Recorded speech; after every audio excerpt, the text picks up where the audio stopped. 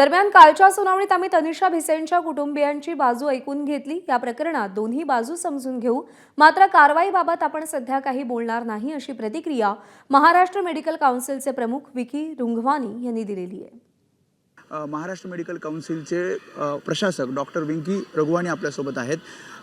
मोठी कारवाई खरं तर म्हणावं लागेल, कारण रजिस्ट्रेशन म्हणजे परवाना रद्द केलेला आहे डॉक्टर अजय तावरे आणि डॉक्टर श्रीहरी हळनोर यांचा।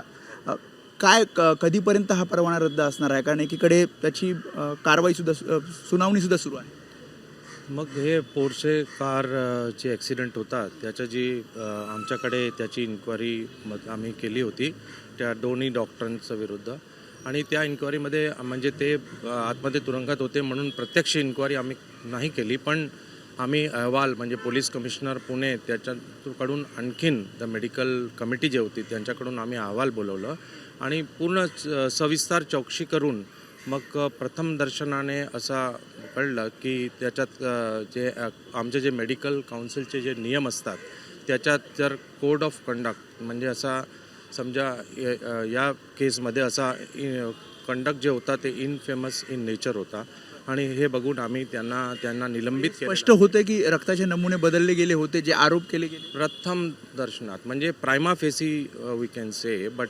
आणखीन म्हणजे कंप्लीट इन्क्वायरी नाही झाली आहे ते तर, कारण ते आतमध्ये असल्यामुळे त्यांची आपण अजूनपर्यंत प्रत्यक्ष हिअरिंगही नाही घेतलेली आहे, पण प्रायमा फेसी बघून त्यांना निलंबित करण्यात आलेलं आहे, आणि हे निलंबन त्यांच्या ज्यापर्यंत फायनल आउटकम होत नाही त्यापर्यंत त्यांच्या निलंबन। एबीपी माझा, उघडा डोळे बघा नीट।